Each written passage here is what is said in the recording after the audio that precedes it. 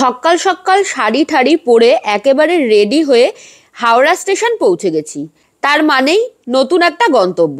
বলুন তো কোথায় যাচ্ছি? চলুন ডেস্টিনেশনে পৌঁছে তারপর ইনফরমেশন দিচ্ছি। শান্তিনিকেতন রেলওয়ে স্টেশনের যে ওভারব্রিজটা রয়েছে সেখানে দাঁড়িয়ে আছি। এইমাত্র জাস্ট ট্রেন থেকে নামলাম। শান্তিনিকেতন এক্সপ্রেস করে আমরা এলাম 12337 শান্তিনিকেতন এক্সপ্রেস, যেটা হাওড়া থেকে শান্তিনিকেতন পর্যন্ত চলে। তো এখন বাইরে আমাদের জন্য টোটো ওয়েট করছে। তবে আমরা ডাইরেক্ট হোমস্টেতে যাব না, সাইট সিন করে কিছুটা সাইট সিন করবো, করে তারপর হোমস্টেতে যাব। সিন্স এখনও বেশ খানিকটা টাইম আছে লাঞ্চের আগে আর কি, লাঞ্চ করার টাইম এখনও হয়নি। তো চলুন। আমরা যে হোমস্টেতে থাকবো সেই হোমস্টেকেই বলেছিলাম টোটোর জন্য। টোটো এসছে আমাদের স্টেশনের বাইরে, আমরা এখন টোটোতে উঠলাম। এখান থেকে আমরা যাব হচ্ছে সুরুল রাজবাড়ি, ওটা সাইট সিনটা করে তারপরে আমরা যাব হচ্ছে হোমস্টেতে, আগেই বললাম। চলুন। আর আজকে হচ্ছে 12ই আগস্ট। এখন বোলপুরের ওয়েদার বেশ মেঘলা, খুব একটা গরম নেই। মানে ট্রেন থেকে নেমে যে একটা বিশাল গরম লাগে সেইটা কিন্তু ফিল হচ্ছে না। আমরা যে টোটোওয়ালা দাদার সাথে ঘুরেছিলাম তার ফোন নাম্বার স্ক্রিনে দিয়ে দিলাম, যে কোনো প্রয়োজনে যোগাযোগ করতে পারেন। পৌঁছে গেছি আমরা সুরুল রাজবাড়ির সামনে।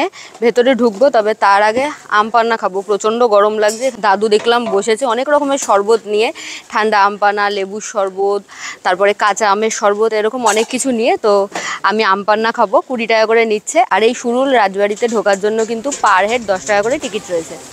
এসেছি সুরুল রাজবাড়িতে। এই যে দেখতে পাচ্ছেন, এটা হচ্ছে ঠাকুর দালান, মানে যে জায়গাটা সুন্দর করে সাজানো রয়েছে। দুর্গাপুজোর জন্য কিন্তু এই সুরুল রাজবাড়ি বেশ প্রসিদ্ধ। দুর্গাপুজোর সময় যারা গ্রামের পুজো দেখতে চাইছেন তাদের জন্য এই জায়গাটা বেশ আদর্শ জায়গা, আপনারা আসতে পারেন। সুরুল রাজবাড়ি সরকার বাড়ি বা বড় বাড়ি সবকটাই একই। এই বাড়ি প্রসিদ্ধ দুর্গাপুজোর জন্য। এই বাড়ির পাশেই রয়েছে ছোট বাড়ি, সেখানে একটি বড় মন্দির রয়েছে। তবে আমি যতবারই গিয়েছি মন্দির সবসময় বন্ধই দেখেছি। দুর্গা দালানটাই বাড়ির ভীষণ সুন্দর, খুব ভালো লাগে। দুর্গাপুজোর সময় কখনো যাওয়া হয়নি, তবে ইচ্ছে রয়েছে। ডিভিক, এটাই হলো আমাদের আজকে থাকার ঠিকানা। এই যে বাইরে থেকে জাস্ট গ্লিমসটা দেখাচ্ছি আপনাদেরকে, ভেতর থেকে তো দেখাবোই। বুঝতেই পাচ্ছেন পৌঁছে গেছি। এবার একটু স্বস্তির নিঃশ্বাস, একটু ভেতরে গিয়ে রুমে চেক ইন করে একটু ফ্রেশ হব, তাহলে একটু শান্তি লাগবে। চলুন আপনাদের সাথেও শেয়ার করি ভেতর থেকে আমাদের এই হোমস্টেটা কেমন দেখতে। তো এই যে আমরা এখন, এটা হলো ওনাদের ডাইনিং কাম ড্রয়িং। তো এখানটাতে বসবো একটু। খুব সুন্দর সাজানো। আমি প্রত্যেকবারই এখানে আসলে আপনাদের সাথে এই জায়গাটা শেয়ার করি। এই যে আস্তে আস্তে দেখুন আমাদের এখানে ওয়েলকাম ড্রিঙ্কস চলে এসছে। একটু ব্যাগপত্র এই যে এখানে রাখি, একটু ঘুরিয়ে দেখাই আপনাদেরকে। এখানে আমরা এর আগেও থেকেছি, কয়েকদিন আগেই এসছিলাম। এই জায়গাগুলো দেখুন, এই ওয়াল ডেকরগুলো ভীষণ সুন্দর, ভীষণ বিউটিফুলি প্লেস করা জায়গায়। সম্পূর্ণ হোমস্টেটা কিন্তু খুব সুন্দর, খুব সুন্দরভাবে সাজানো। রাহুল ঢুকে গেল আমার ফ্রেমে, ও সবসময় এরকম করে। টেবিলটা দেখছেন তো, লুডোর যে বোর্ডটা হয় সেটা। আর সবচেয়ে প্রিয় আমার এই জায়গায় যেটা, সেটা হলো এই আলপনাটা। ভীষণ সুন্দর, খুব খুব খুব সুন্দর লাগে আমার। কেমন? এর আগেও আমরা এসেছি, মানে এই জায়গাটা নিয়ে সত্যি কোনো কিছু বলার নেই, এত সুন্দর। একদমই। আর এইটা, এখানে কিন্তু বিষ্ণুর যে অবতার রয়েছে তার ছবি রয়েছে। এটা আমার ভীষণ ভালো লাগে আর কি, খুব সুন্দর। বললাম যে এই জায়গাটা পুরোটাই খুব সুন্দরভাবে প্লেস করা। এই ওয়ালটা কিন্তু ফেলুদাকে ডেডিকেট করা। এখানটা তো সুন্দর রয়েছেই। এদিকটাতে দেখুন, এখানে যেহেতু ডাইনিংটা রয়েছে, এখানটাতে কিন্তু প্রচুর খাবারের ছোট ছোট ছবি দেওয়া রয়েছে, এবং প্রত্যেকটা খাবারই বেশ লোভনীয়, যেগুলো আমরা খেতে পছন্দ করি। যাই হোক, আমি এসেই বকবক করা শুরু করেছি। একটু বসি। এই যে ওনাদের এখানে এটা স্পেশালিটি যে ওনারা ওয়েলকাম ড্রিঙ্কস শুধু দেয় না, তার সাথে মিষ্টি দেয় বা নাড়ু দেয়। এই জিনিসটা আমার বেশি ভালো লাগে আর কি। আর এটা খুব রিফ্রেশিং। আমরা এখন ওপরে যাব, কারণ আমাদের রুমটা ওপরে। এই মা দুর্গাটাকে দেখুন, কি সুন্দর না?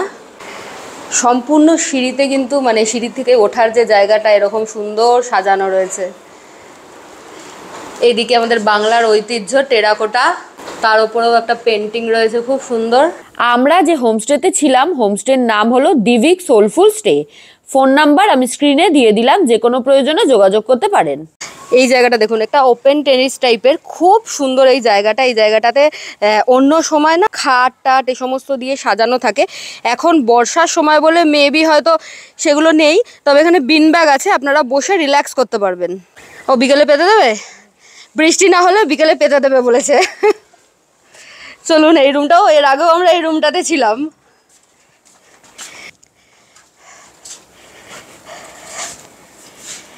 এই হলো রুম। ওনাদের এখানে সব কিছুতেই বেশ একটা সুন্দর ঐতিহ্যের ছোঁয়া পাবেন আপনারা। এখানে দেখুন বাউল কাতা দিয়ে সমস্ত এই ডেস্ক টেক্সগুলো মোড়া রয়েছে, খাটটা কিন্তু বাটিক প্রিন্টের কাপড় দিয়ে মোড়া রয়েছে, আর ল্যাম্পশেডটাও ভীষণ সুন্দর। এদিকে কিছু নস্টালজিয়ার ছবি রয়েছে, এরকম ভিডিও গেম, নন্টে ফন্টে, আর এটাকে কি বলে আমি জানি না, তবে আমরা ছোটবেলায় স্কুলে বানিয়ে খেলতাম।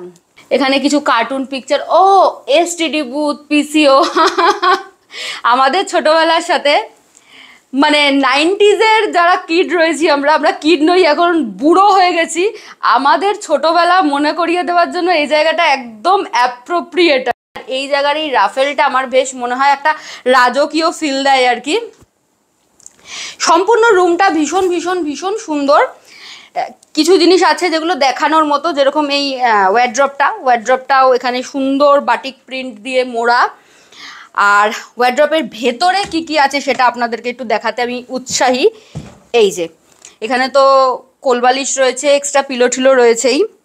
এটা আমি আর খুলে দেখাচ্ছি না, এটা হলো যোগা ম্যাট। যদি কেউ খুব ফিটনেস ফ্রিক হন এবং যোগা করতে ভালোবাসেন তাদের জন্য ম্যাট দেওয়া রয়েছে। আর এখানটাতেও বেশ সুন্দর গোছানো রয়েছে। আর এই গাছগুলো কিন্তু অরিজিনাল, ওনাদের রুমে যে গাছগুলো থাকে সেগুলো সব অরিজিনাল হয়। ইলেকট্রিক কেটল প্রোভাইড করেছে, এছাড়া সমস্ত চায়ের সরঞ্জাম দেওয়া রয়েছে।